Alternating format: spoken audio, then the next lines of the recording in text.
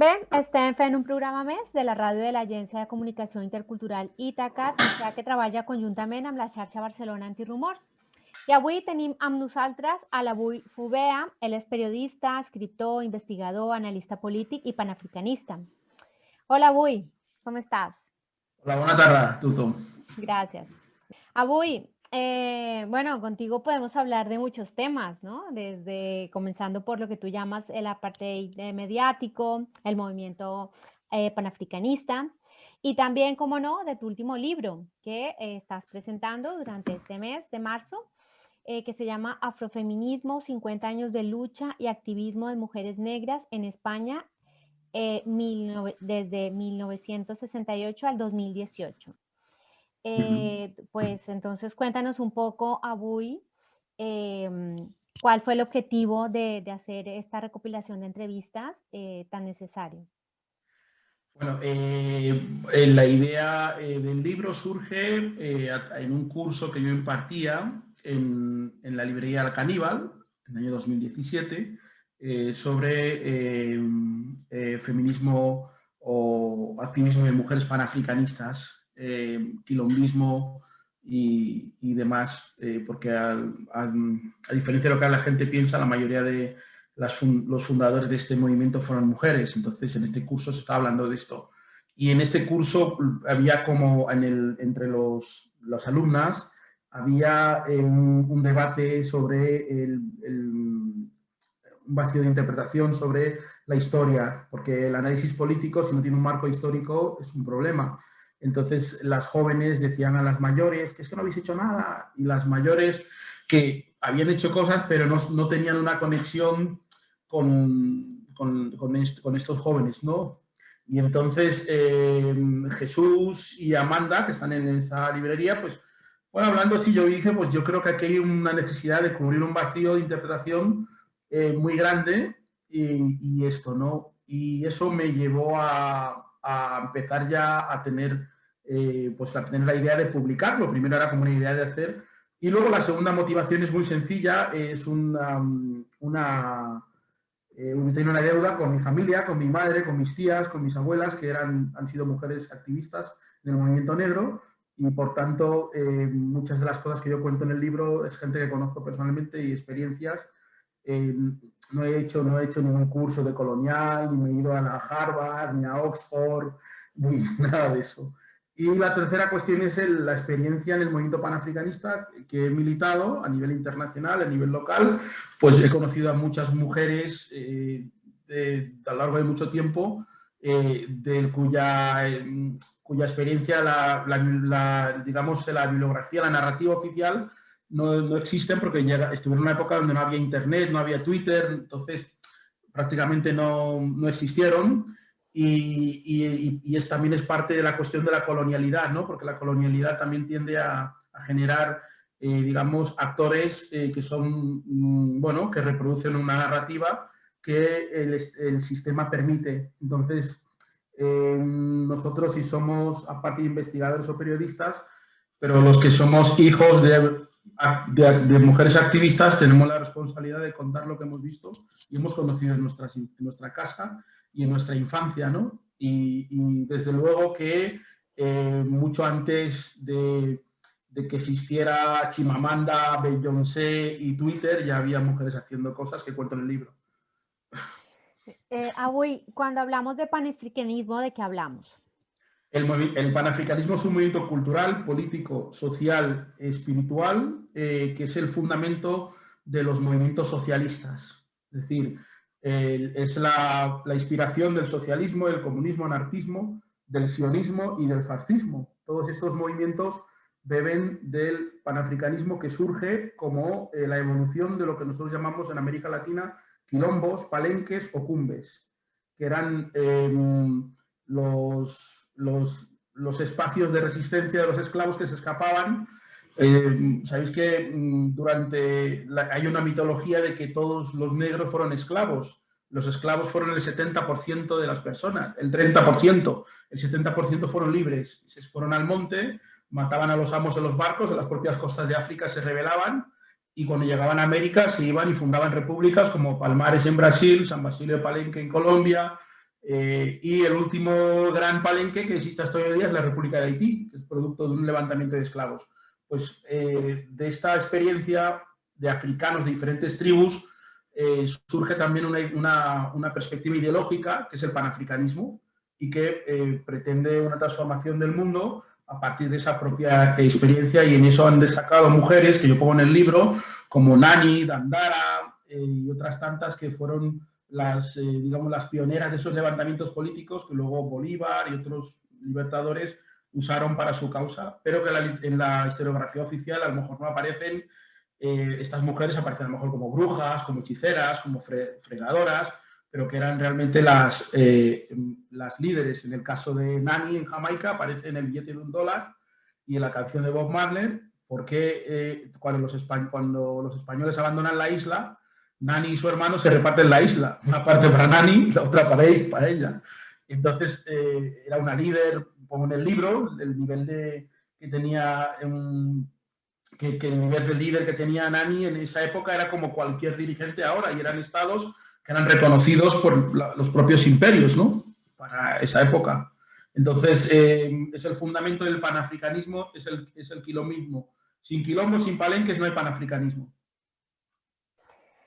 Abuy, una cosa que me sorprendió de este libro, de encontrar en el prefacio de este libro, porque aún no he tenido el placer de leerlo, es que además de analizar las experiencias de las luchas sociales, tal como nos estás explicando, muchas luchas sociales inéditas, silenciadas, también hablas de la participación política de mujeres negras desde la Falange.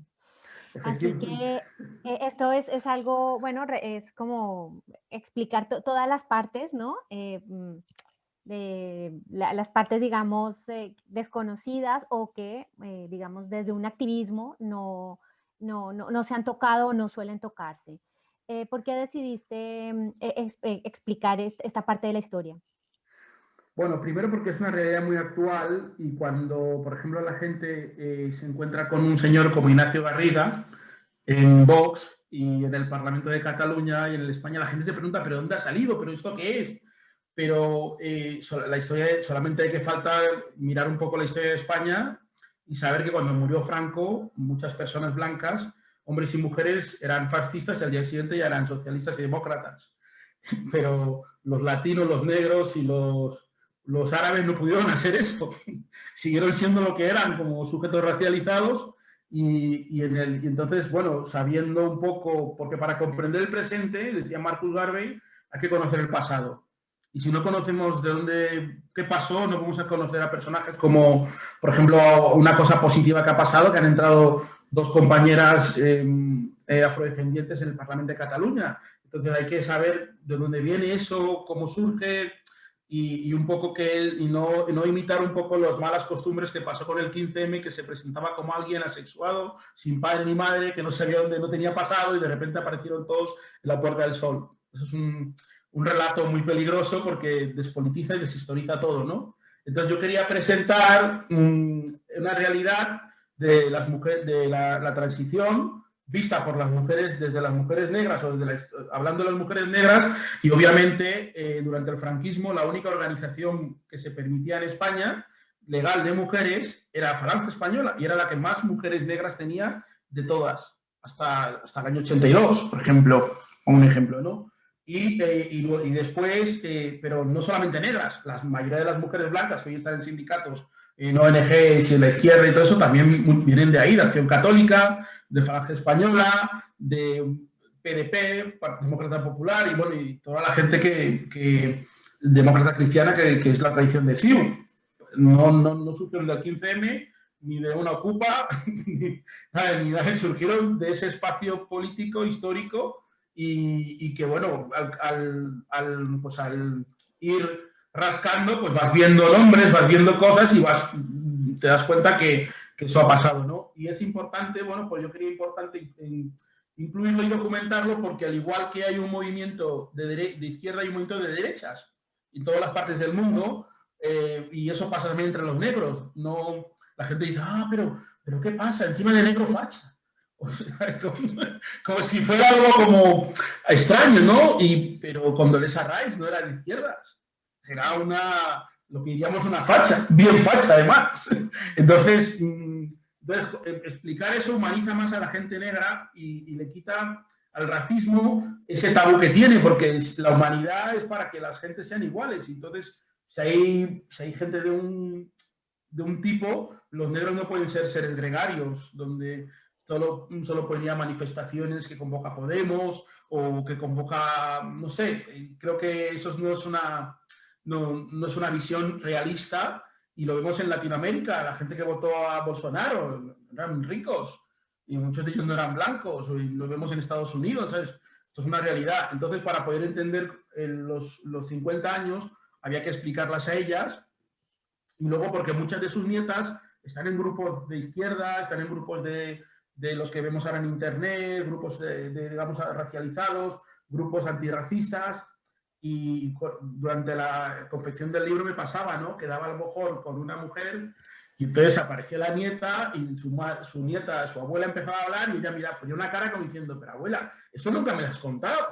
pero ¿cómo puede ser? Entonces, bueno, yo creo que era importante también para reconciliarse entre las personas que han hecho la historia, porque si no conocemos la historia, vamos a tender a creer que los derechos que tienen hoy en día los inmigrantes son derechos regalados. Es por la lucha de mucha gente que ha venido pasando, que ha venido luchando, y entre las mujeres que han venido luchando, pues se ha querido, por ejemplo, en el libro yo hablo de un capítulo que tiene que ver con estas mujeres, pero no solo Falange, Acción Católica, desde el año 36, y pongo los nombres de estas, y también me remito al siglo XVI, al siglo XVII, al siglo XIV, donde ya también están estas mujeres, ¿no? Las primeras mujeres trans, las primeras mujeres que lucharon por un derecho a vivir su sexualidad, o que pasaron por hombres, fueron muchas de estas mujeres, y hay una legislación en España ya contra ellas.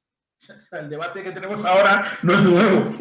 Ya hay leyes, ya hay una legislación, ya los reyes prevén una serie de cosas para ciertas cosas, ¿no? Y bueno, y luego pues el libro también ha sido una parte también para contextualizar las cuestiones ideológicas en torno al feminismo, que es un debate muy actual, pero que tenemos una visión del feminismo académico. Y yo he querido poner otro feminismo que no sigue a Nelson Mandela, sino a Winnie Mandela. Los que están mal vistos, los que no son educados, los que no tienen buena presencia, los que nunca le van a dar el premio de la Comunidad de Madrid, o no sé, esa gente que existe y que convive con nosotros, pero nunca aparece. Y siempre la academia nos impone unos discursos, unas imágenes, unas personas que al final acaban siendo parte de nuestra narrativa. Y entonces el libro yo quería también poner a estas gentes y hacer ver que ningún cambio social se puede dar sin la base. O sea, si frente al Estado racista, por ejemplo, o al Estado, digamos, patriarcal y machista, no se levanta un movimiento contestatario, los movimientos, digamos, moderados no pueden funcionar. Los moderados funcionan porque hay unos malos que son los que tiran piedras. Como se llama en América Latina los tirapiedras. Claro, ese nombre es porque hay algunas mujeres que están tirando piedras para que otros puedan. Entonces hay un capítulo también hablo del tema que ha sido un fracaso fundamental, el tema de los derechos del sector, digamos, el sector de las mujeres que trabajan en las casas, cuidando y limpiando.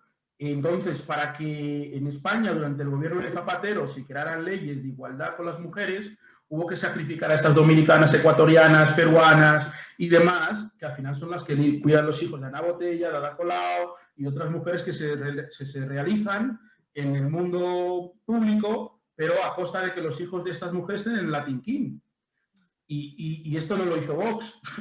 Esto ya estaba. Entonces, el poder hablar de estos temas, como son temas que no se pueden tocar porque automáticamente implican una opción política o no, pues yo lo pongo allí sobre la mesa porque los pocos avances que se han hecho han sido gracias a grupos como Sin de Hogar, que aparecen en el libro, gente como Norma Falconi, toda esta gente.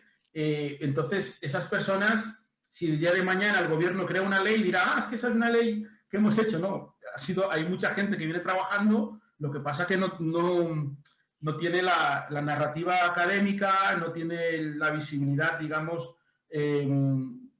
oficial, ¿no? Que es la que crea una narrativa oficial, y eso ha sido una derrota muy grande porque básicamente es la misma condición de la esclavitud. Siguen en las mismas, es decir, cuidados, sexualidad, hospitales, cuidar, limpiar, ese mismo espacio. Y entonces resulta que hay revoluciones, ha venido Zapatero, ha venido no sé quién, hay no sé qué en la ley, ahora está Unidos Podemos, ahora está... Pero eso no cambia, porque sigue siendo la esencia de la base de la colonialidad del ser. Y entonces, en vez de analizar la colonialidad del ser en grandes teorías académicas y todas estas cosas de transversalidad, todo eso, yo prefiero analizarlo a través de estos grupos de mujeres que luchaban y siguen luchando hoy en día por esos derechos, y eso también es feminismo y también es afrofeminismo. Abuy, lo que a mí me parece sorprendente de esta investigación que has hecho es que has reunido 50 años de todo el trabajo, de todas estas luchas negras feministas, pero, o de mujeres negras, no necesariamente feministas, pero esto no está contemplado en la historia oficial, ¿no? En la historia blanca, en la historia colonial. ¿Cómo es esto? Pues yo creo que el otro día tú trajiste allá una señora que no recuerdo su nombre y lo explicó muy bien con el tema del 8 de marzo, no Sí, recuerdo ahora. la Sara Cuentas, sí. Eso, ella lo explicó muy bien, porque tiene que ver con el tema de las narrativas. Por ejemplo, yo iba a muchos debates, iba a TV3, iba a televisión, iba a sitios donde las televisiones y los medios traían a gente joven negra que lo que decía era negar un proceso histórico. Entonces decían, no, cuando yo era pequeño no había negros, aquí nunca había latinoamericanos, nunca había marroquíes, soy la primera en mi familia en llegar a no sé dónde. Entonces, esa narrativa le permite al colonizador tener a los colonos en una condición de una falta total de historicidad. Y entonces, al mismo tiempo, construye la narrativa con estos mensajes y crea actores nuevos. Entonces, de repente, todas estas mujeres que en los años 90 existían, llega el 15M y todo eso desaparece. Es decir, la señora que estuvo al frente del quilombo que hubo en la iglesia del Pi con los inmigrantes, que fue Norma y toda esta gente, desaparecen de la narrativa y aparecen unas chicas jóvenes con pelo afro, con un teléfono móvil de 1.500 euros, que tienen internet, que tienen, ¿cómo se llama la otra, esa red social muy famosa? Instagram. No, otra. Telegram. Telegram. Entonces, claro, y se crea una nueva narrativa donde hay una gente que desaparece y todo es nuevo, ¿no? Y esa novedad es una de las principales características del colonialismo, que presenta la opresión como algo nuevo. Y le dicen, es un fenómeno esto de la inmigración. La palabra fenómeno ya lo que hace es despolitizarlo y desarticularlo, ¿no? Y es por eso que en la historia oficial yo quiero dar las gracias mucho a mi editora, María, porque tuvimos muchos libros, muchos problemas para publicar el libro. Entonces, insistimos. Además, tiene casi 600 páginas y hemos quitado la mitad, o sea todavía. Y el tema es que para una narrativa oficial tiene que haber enfrente digamos, una oposición muy fuerte para que en Europa hubiera lo que llaman el sistema de bienestar, es porque existía la Unión Soviética. Había un malo malísimo. Entonces, tiene que haber un malo malísimo para que en este momento las organizaciones de inmigrantes, las organizaciones negras, bien vistas y toleradas, existan, es porque hay unos radicales que hacen que el Estado tenga que negociar con ellos, con los buenos. Eso sí, es una tradición. Entonces, el Estado monta en Madrid festivales, monta en Barcelona festivales, pero no les permite categorías políticas ni una visibilidad politizada. Entonces, si hablamos de la diversidad, hablamos del feminismo decolonial, pero siempre dentro de unos marcos que se pueden tolerar. Por ejemplo, Angela Davis viene a Barcelona cada año, entonces me pongo mi camiseta de Angela Davis y salgo con mi puño, me voy, luego lo escondo y no va a salir más. Pero cuando estas chicas de las Kellys y los demás aparecen protestando, pues no es Angela Davis. Entonces ya no, digamos que no, es como marginal, ¿vale? Es como algo marginal y el propio sistema lo hace.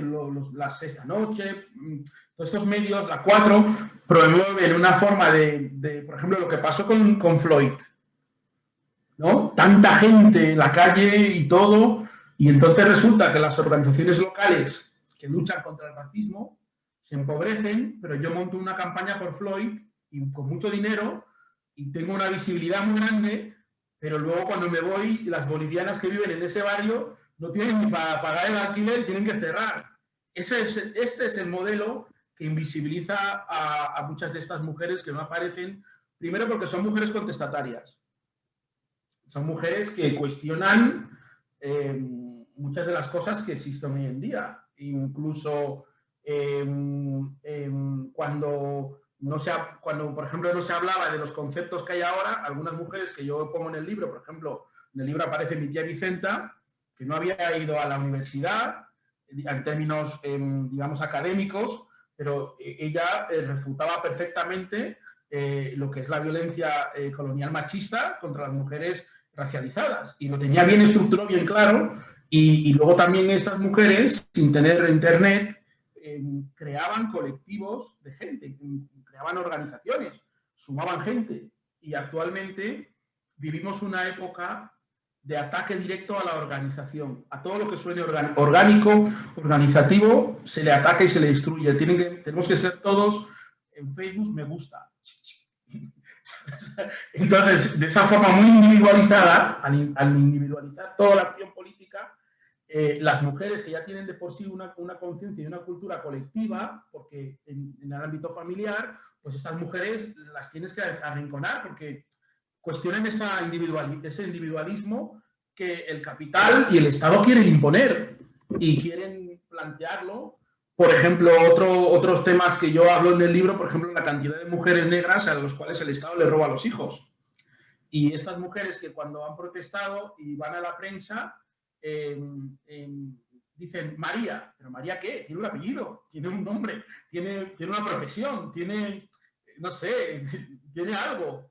Entonces, la propia prensa les dice María para que quede como alguien que no tiene autoridad discursiva, que no representa, que está muy enfadada y además es una persona incontrolada porque está enfadada. Es otra cosa que también impone el nuevo patriarcado colonial y colonial, es que no se puede uno enfadar.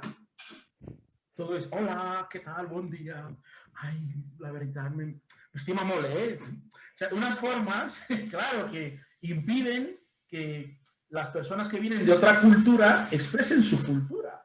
Porque en cuanto, por ejemplo, la señora esta que está hablando el otro día, presentando el 8M aquí, pues para mucha gente es como, oye, qué agresiva, no sé, pero no, es que hay unas formas de expresión que son de diferentes culturas y si todos hablamos con el señi, pues entonces creas un estado peligroso, ¿no? Creas un estado donde la gente no tiene esta posibilidad. Entonces, Mira, justo cuando estás hablando de estas, por un lado, de estas narrativas y por otro lado, de cómo estas mujeres son tratadas sin apellidos o invisibilizadas, me recuerda mucho el titular del 2018 por las fiestas de la Merced, en la que el titular decía, Leticia Dolera comparte el pregón de la Merced con una mujer inmigrante. ¿Mm? Es, claro. yo cuando leí este titular tuve que ir a buscar quién era Leticia Dolera, que es una actriz catalana muy importante, pero porque yo en la foto reconocía a Carmen Juárez, una activista hondureña que es más allá de una trabajadora migrante, ¿no? Como lo tituló otro diario, ¿no? Eso por un lado, ¿no? Como estas narrativas, ya que estás hablando de esto, em, pasan desapercibidas, ¿no? Y cómo crean desde los medios de comunicación narrativas racistas y excluyentes. efectivamente.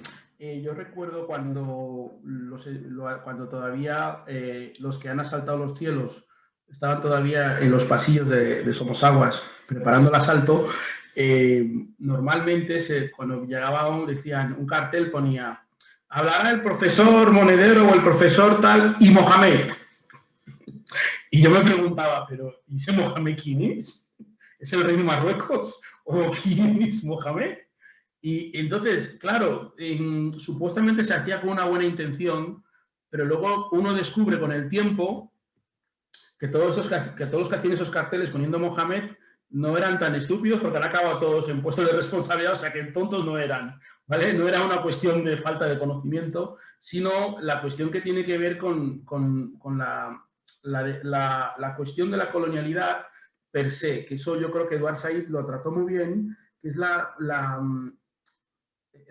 cosificación es una cuestión que permite anular a los demás. Por ejemplo, cuando en el libro cuento una anécdota de cuando yo tenía 13 años, fui con mi tía a comprar en un supermercado y el guardia jurado le dijo, hola, mulata exótica.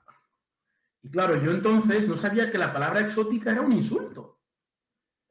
Yo pensaba que era algo, pues un piropo, no sé. Entonces, cuando uno va al diccionario de Lázaro Carreter y mira que es exótica, es una cosa, son para cosas y animales y cosas y flores.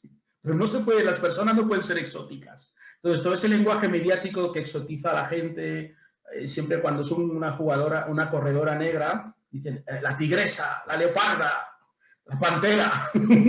Entonces, ese tipo de cosas que se dicen en la cadena SER, en los grandes medios, que suena como algo, en el fondo, lo que está animalizando a esas personas y está creando de ellas una perspectiva animalizada. Y luego también, luego después, que eso ya lo hacen los medios de izquierda, que es presentar el tema del fin del conflicto. Cuando estuvo Michael Fukuyama era el fin de la historia, ahora es el fin del conflicto. Es decir, cualquier debate sobre racismo, sobre feminismo, sobre patriarcado, se tiene que hacer con formas muy digamos, respetuosas, totalmente, claro, tú sabes que en periodismo el medio es la noticia. Si tú cambias el medio, cambias la realidad.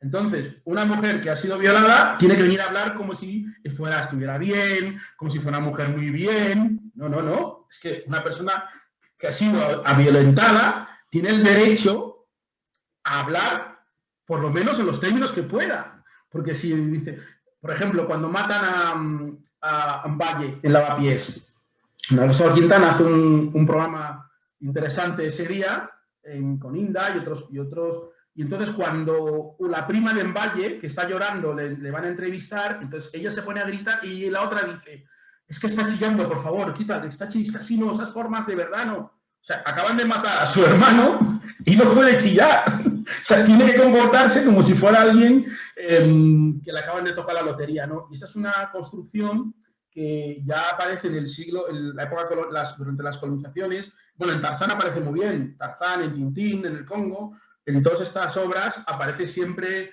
la idea de que frente a la violencia del colono, el colonizado tiene que mostrarse como alguien educado. En la película de Jan, en 20 años de esclavitud, 12 años de esclavitud, creo que se llama, hay una escena muy buena, están vendiendo los hijos a una mujer y la mujer le está rogando al amo que no le venda los hijos y entonces dice el hombre, por favor, aquí hay mucha tristeza, a ver tú, tócanos algo. Y el tipo se pone a tocar pues eso es lo mismo, es decir, cuando Esto la tensión está... tiene que ver con el discurso civilizatorio también.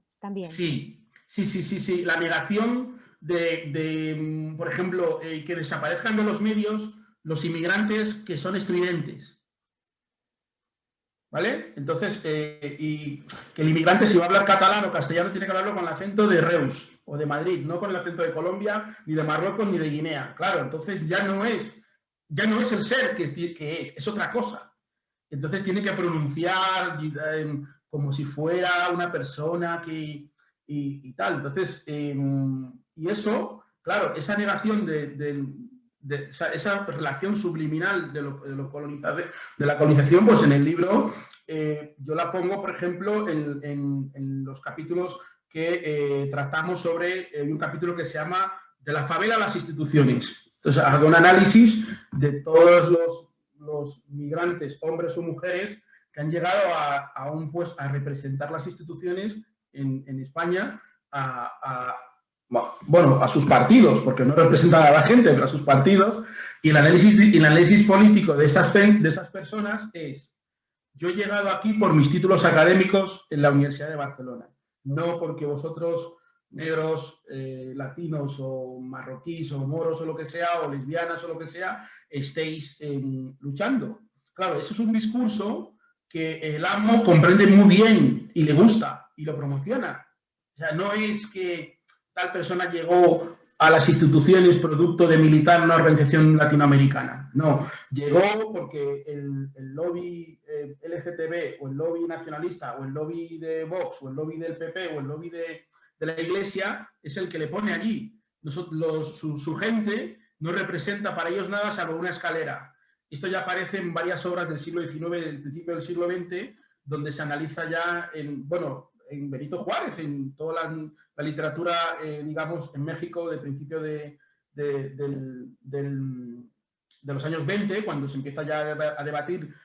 Mariátegui también lo habla, es decir, toda esa situación donde la construcción de nuestra élite, la élite colonial, la construye el colono. El colono determina quiénes son la élite y quiénes son las voces autorizadas. Y en el libro salen muchas mujeres que no es que estén escondidas, porque muchas están ahí en internet, uno puede entrar y verlas, pero que no son autorizadas públicamente a citarlas. Por ejemplo, hablo de la influencia que tuvo en España la señora Winnie Mandela a la hora de contextualizar las luchas antirracistas, el movimiento negro y otros movimientos feministas, pero como ella es una apestada, hay que hablar bien de su marido, porque Hollywood creó de Mandela una especie de dios, entonces ninguna feminista la va a citar. Entonces todas hacen como que la ven, pero bueno, así como... Entonces esa idea de que hay personas que aunque sean válidas, si yo quiero llegar a ser reconocida no la puedo citar en mi obra. Porque entonces estoy cuestionando las cosas. Y en ese sentido, a mí la editorial, que es una editorial feminista, Menares, a mí no me ha puesto ningún cortapisas en ese sentido, me he sentido muy cómodo. Y otras editoriales que yo presenté el libro antes, dijeron: oye, esta mujer, dije, la verdad que no puedes hablar de la otra mujer de Mandela, que es mejor, porque bueno, que no la conozco, yo conozco esta. Entonces, esa construcción del héroe, la construcción de la heroicidad, de las heroínas, sigue siendo, por ejemplo, estamos asistiendo esos días a los insultos que el cantante Francisco, insultos racistas y machistas contra una mujer dominicana y negra, y que salen en estos debates del corazón y demás, y se presentan como cuestiones personales, pero sin embargo, esa misma realidad se dio cuando esta mujer desgraciadamente mató a este niño, esta mujer dominicana que mató a un niño y tal. Pues claro, de repente sale toda esta construcción colonial que anida. Y el coronavirus, una cosa buena que ha tenido es que ha sacado todo eso. Todo lo que estaba larvado, de repente el coronavirus lo ha sacado porque la enfermedad iguala al colono con el colonizador. Entonces el colono no puede aceptar estar a la misma altura que tú, porque se supone que hay una jerarquía social, y claro, el corona, el estar en casa y todas esas restricciones, al final te ponen en la misma condición que esos negros inmigrantes que aparecen por allí, y de repente resulta que están en tu mismo espacialidad psicológica, ¿no? Y por eso, claro, sale todos estas cuestiones racistas que vemos, pero ya estaban, ¿eh?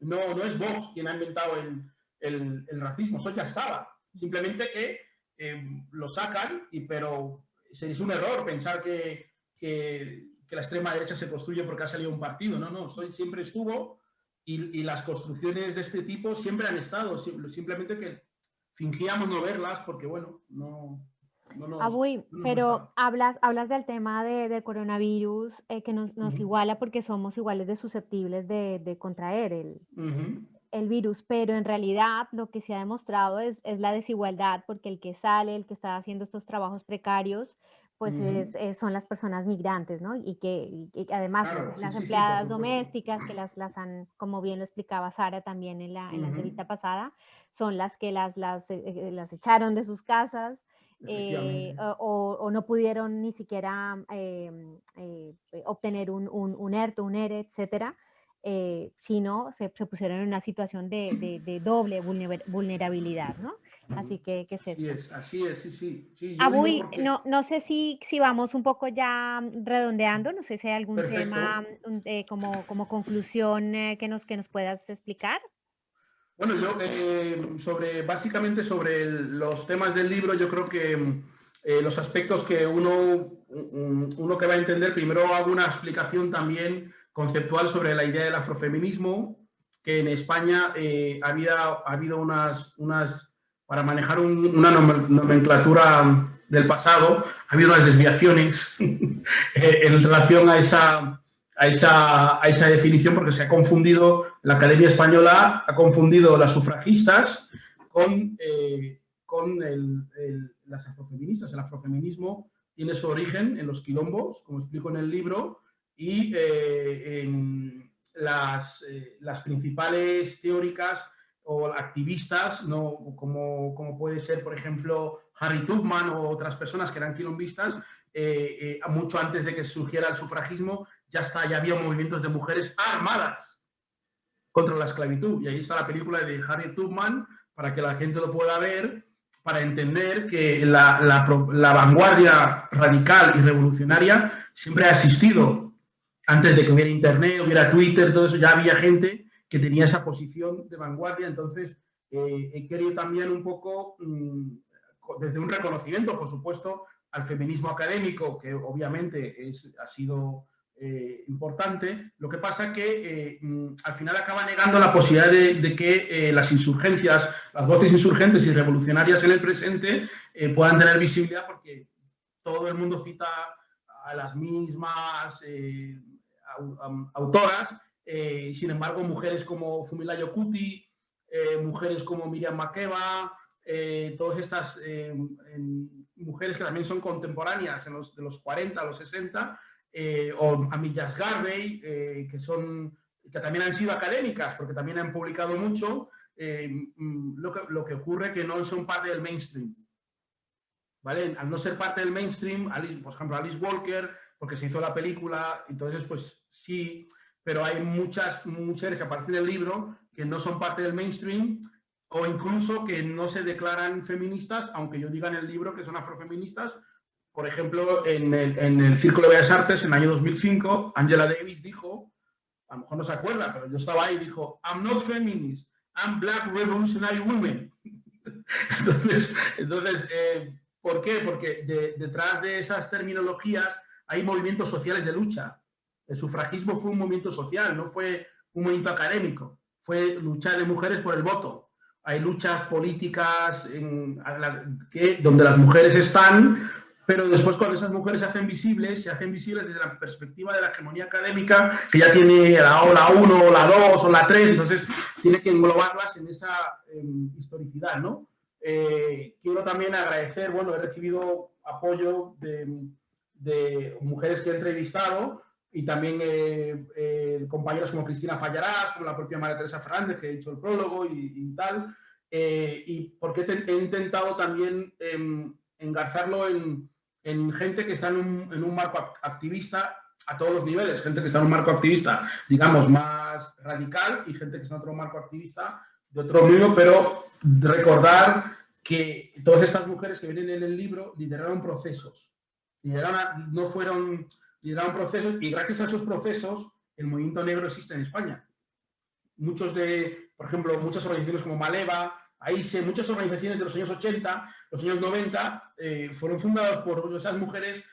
Por ejemplo, toda la tradición de la teología negra de la liberación es una teología feminista, y ahí aparecen estas mujeres y gracias a esa teología negra de la liberación, todo el proceso de Free Mandela se pudo hacer en todo el mundo, porque eran las iglesias de los domingos, donde esas mujeres con ollas de comida hablaban de política, se repartían revistas, se hacían recolectas económicas y eso fue la base política para que surgieran otros movimientos. Y entonces los nombres de esas mujeres, pues algunas han muerto, otras no, pero algunas me han abierto sus hogares, sus familias, para ver fotos, ver archivos, ver, oye, pon esta foto que aquí estoy más guapa, que ahí estoy ya tal. ¿Sabes? Entonces, ese tipo de situaciones para comprender, por ejemplo, el movimiento antirracista, cómo surge el movimiento antirracista en España, cómo surgen los movimientos ecologistas, cómo surgen movimientos de derechos humanos que ahora en España son hegemónicos. Por ejemplo, cuando Mandela sale de la cárcel, había en España un montón de colectivos y entonces cuando Mandela comienza a traicionar sistemáticamente las aspiraciones populares, pues el movimiento se divide. Pues un grupo de mujeres deciden que no, que Mandela no está cumpliendo, otros dicen que sí, y entonces de la gente las que dijeron que Mandela no está cumpliendo, pues de esa línea vengo yo. Sí, yo no vine de la Universidad de Harvard, no vine de la Complutense, en mi Wikipedia no voy a poner aprendí afrofeminismo en la universidad porque no es verdad, porque la mayoría de las cosas que hemos aprendido las hemos aprendido directamente de ese tipo de gente y después, claro, cuando hacemos nuestra Wikipedia pues ponemos que diploma en no sé qué, pero no es así. Abuy, muchísimas gracias por explicarnos realmente todos estos detalles que nos has dado sobre tu último libro, Afrofeminismo, 50 años de lucha y activismo de mujeres negras en España, 1968-2018. Nos ha servido, ¿no? como una especie de abrebocas para, sin duda, consultar, leer este libro que además, como tú bien lo has dicho, ¿no? Es como es la historia en el margen de la historia, ¿no? De estas mujeres negras afrofeministas. No sé si nos puedes decir dónde podemos encontrar el libro. ¿Se puede hacer publicidad de plataformas o no? Sí. Lo tenemos en Amazon, lo tenemos en todas las librerías de Barcelona y en el resto de las librerías también en las grandes superficies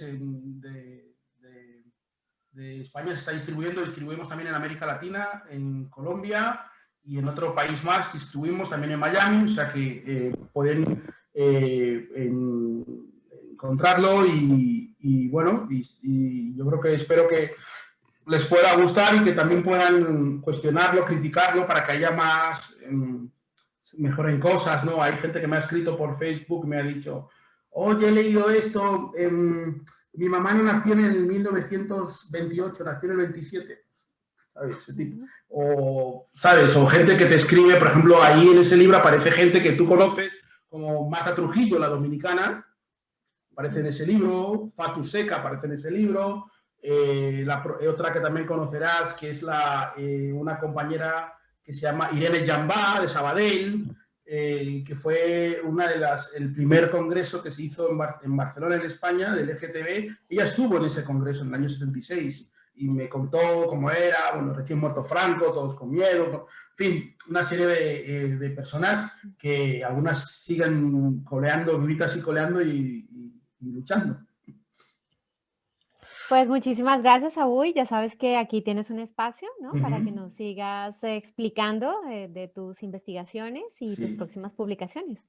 Muchísimas gracias a vosotros y a ti por tantos años en la brecha, porque mantener un programa como este, tantos años, porque he visto la evolución, además la evolución física, desde los primeros a los otros y tal, y la verdad te felicito porque no es fácil en el periodismo mantenerse y además en labores de contrainformación y como esta, porque no está de moda lo que aquí se dice, pero es necesario. O sea que gracias también a ti. Gracias, Abuy. Sí, llevamos más de 100 programas y realmente sí es esto, ¿no? No somos del mainstream, pero esa precisamente es la idea.